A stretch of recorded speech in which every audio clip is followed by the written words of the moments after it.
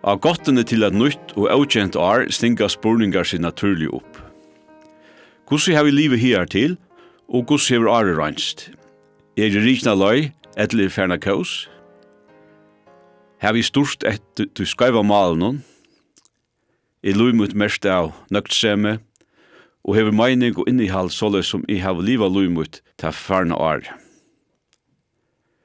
Kristna tryggven GPS-skipan til svalene, og årsskiftet et godt høve å steke av og kalibrera leiene og feriene som vi jo av, og tørver at vi gjøre brøytingar. Flere okkar hava ferien utenlands korst I bile, og lite okkon og fer okkar av røddina fra GPS-tølen, som sier okkon hver vi skulle køyre. Anker det hender til at vi fra lei, tog vi ikke gjør det som Røddin sier at vi skulle køyre. Men, så dagfører skipan leiena og legger en nødjan ved til feramal. Røddin alltid sama, utan mål til hvordan vi fer av leien. Hon gjør oss alltid nødja lei til mal. Iva lest langt til om ferierna, jeg vet ikke kordu som okkur var sagt, men framkom vi korsene. Vi ilskas ganske nokkur sjálve, tog vi spilte avnøya tog bostur. Tog vi ikke akta av vel etter røddene. Ein så I 2 million vidskiften, så områdende jeg vid alltid lust etter røddgods, og fylgja tog lei som han ikke vi skulle færa. Og togjen avmarska. Vid liv hette eina luga hjørne, og I mån til pening, så kan mistog omgant I endeminnast. Og I Salmi 5 anmenner Moses okken at telja der okkara, så vi kunne få visdom og hjärsta. Og I hesen Salmi vil togjen samanborren se fra Guds sjånarhåttene og I mån til menneskjans. Og I ørende 4 lesa vid, tog 1000 år jo egen tøyne som dæverne jar, han som svann, ja, de som nottarvøka. God utanfyr tøy, og ikke avmarskar av okkara tøyarfeltan.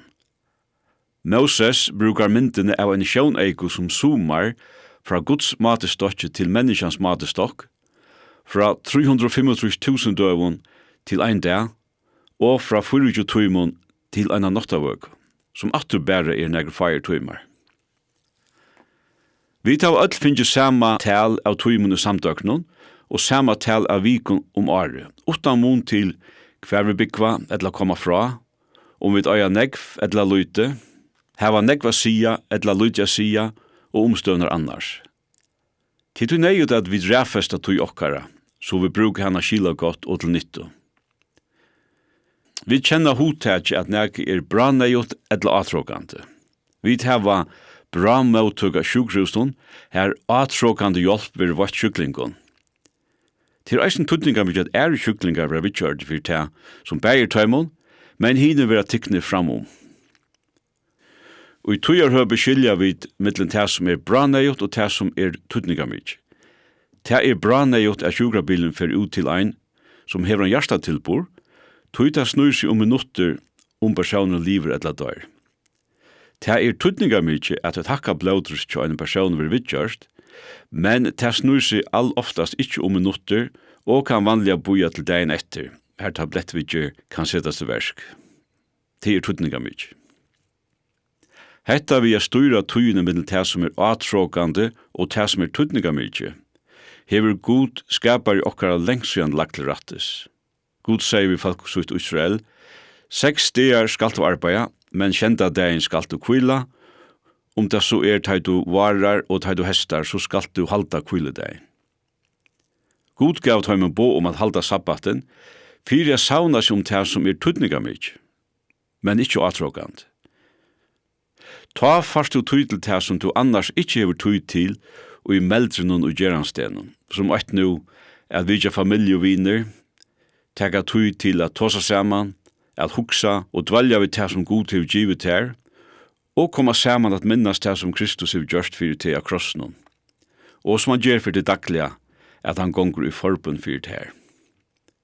Og a syndja saman, og pryser honom fyrir livet som han gav okkon, og bia saman, og offer okkara takk fyrir alt det gaua som han hever givet okkon livet okkara. Og ikkje minst tøyina som givet okkon ödlun ans negve av. Vi er heldig ikke fadlig fått, og halda at jo gamal eller gomul til å gjøre nytto. Vi leser om en mann i 17. Samuels bok. Han 94 år gammal, og ungen kunde sagt hon nega ringt fire at lade oppgaver og apurde vujar til yngre menn. David kongur flytt hesa tøyna fra sinusvinn Absalon, som sette seg opp i møte papasønnen, og ville tega kongsvald.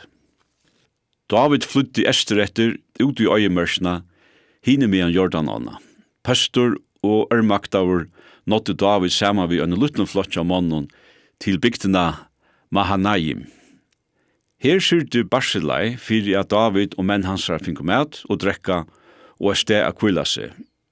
Det var ikke vandales for Barsilai at gjøre hetta, og det avgjørende tuttni for David og menn hansar at har kundu halda fram og ikke vera for onken i øyemørsene. Etter at Absalom var drypen og opprøstre nye bardur, bjøva i David Barsilai a koma visser til Jerusalem av byggvi kongsætlene.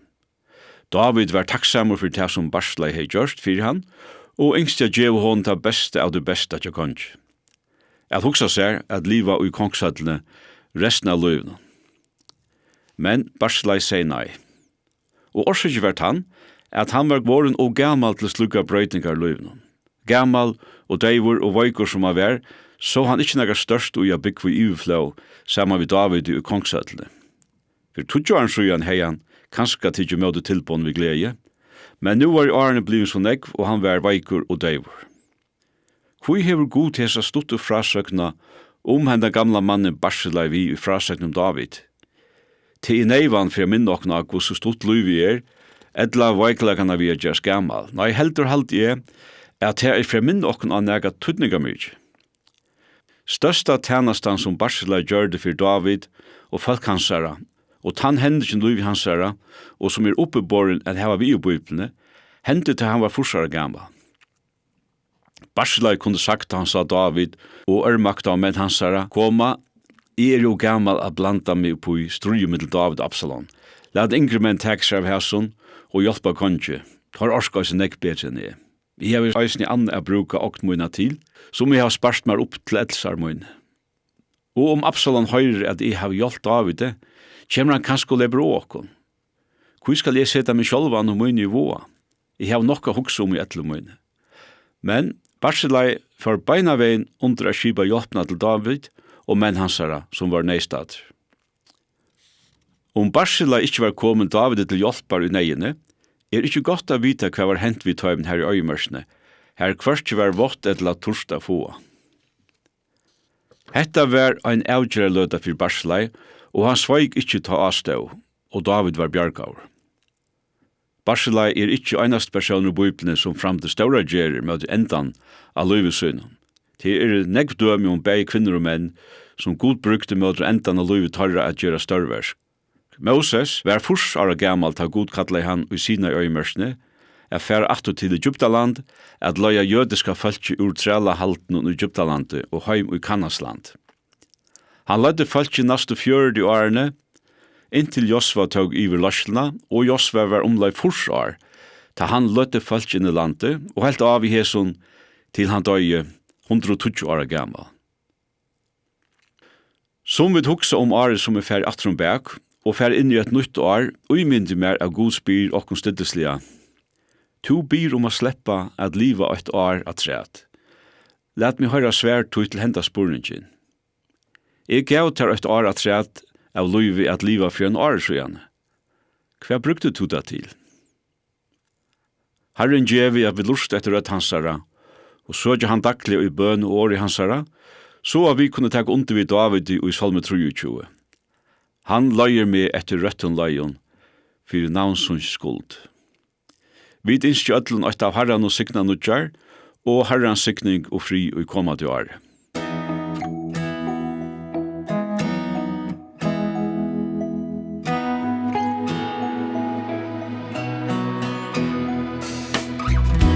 Mång kommel og aldrande før, okkun signingar bera, Jøgnu nættene litt bønar løyf, Tei sjálve ein signing vera. Minnest du vitja gamlan mann, som nøklan førleika kjente.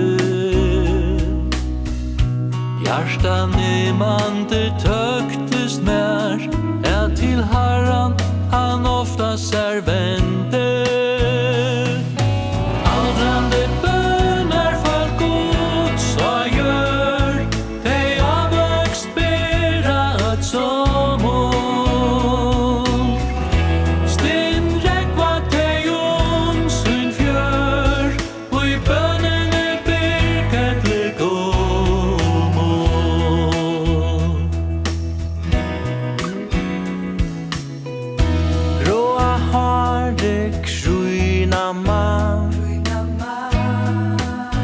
som vel sövist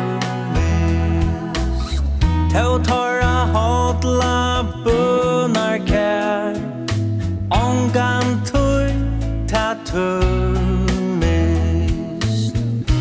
Fyre nastringum sujur bön Og møte kvarjun vanda Atla foldina fævna teg Og i uden bønnar anda Aldrande bønnar for Gud så gjør De avvækst bera et somon Stinn rekva teg sin fjør Og i bønnene birket